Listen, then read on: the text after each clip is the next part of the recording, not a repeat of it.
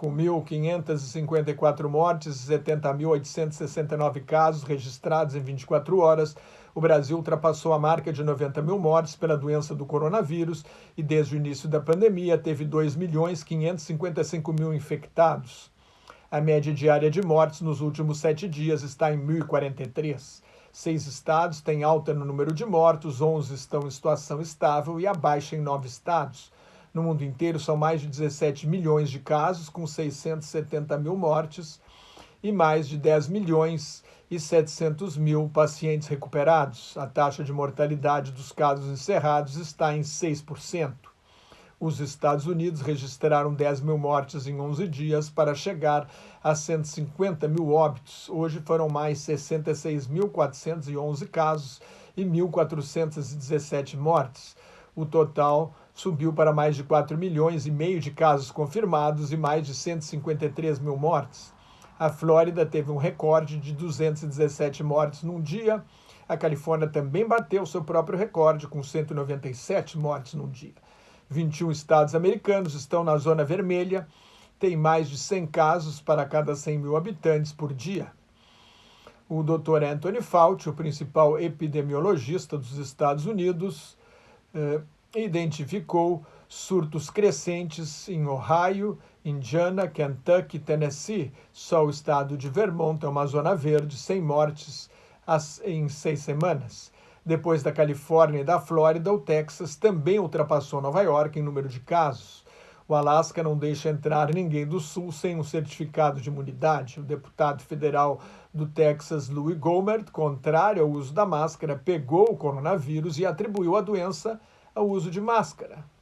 A Federação Nacional dos Professores dos Estados Unidos autorizou os sindicatos da categoria a fazer greves de protesto contra a falta de segurança na reabertura das escolas em meio à pandemia. A Espanha registrou 1.153 casos novos em 24 horas, o maior número desde 1º de maio.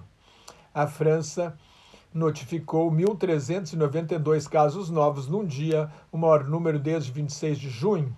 As Filipinas tiveram mais 1.874 casos, 16 mortes num dia.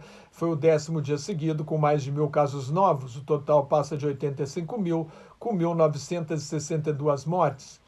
O Vietnã, livre do vírus por 100 dias e sem nenhuma morte registrada, tem surtos nas principais cidades do país, depois de identificar um foco numa praia, Da Nang, onde 80 mil pessoas foram colocadas em quarentena.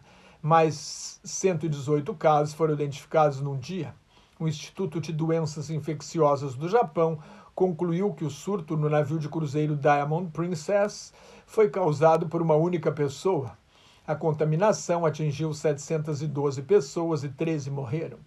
As vendas do varejo no Japão caíram 1,2% em 12 meses. A economia de Hong Kong recuou 9% no segundo trimestre. As Nações Unidas estão defendendo uma renda básica universal para evitar que os 3 bilhões de pobres do mundo sejam obrigados a sair de casa para trabalhar, acelerando a circulação do novo coronavírus.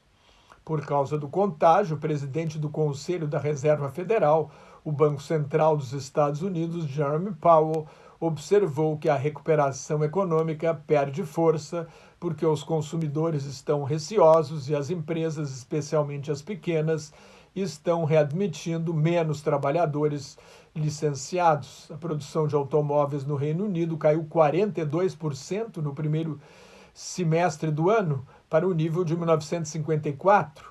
A fábrica francesa Renault anunciou perdas do primeiro semestre de 7 bilhões e 300 milhões de euros, equivalentes a 44 bilhões e meio de reais. A americana General Motors teve um prejuízo de 758 milhões de dólares, pouco mais de 3 bilhões e 900 milhões de reais no segundo trimestre. As vendas globais da GM caíram de 1 milhão e 900 mil para 1 milhão e meio de veículos. O Reino Unido destinou o equivalente a 647 milhões de dólares, pouco menos de 3 bilhões e meio de reais, para ajudar as produtoras de cinema e televisão durante a pandemia.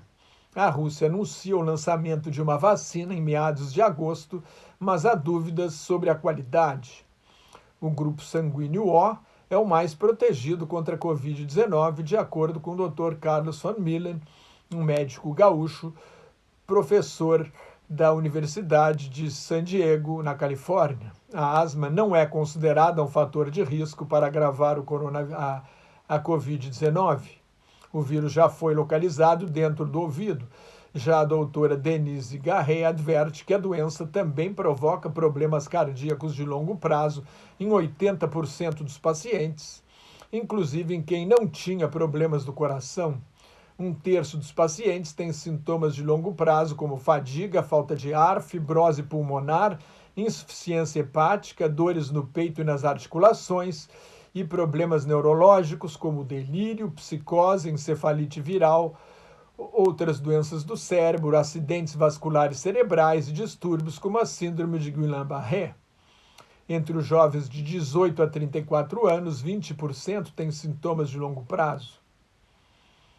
Mais notas e comentários sobre política internacional no meu blog Globalização em Crise, que está em nelsonfrancojobim.blogspot.com, no meu Twitter e no Facebook, onde agora colaboro com o grupo Quarentena News.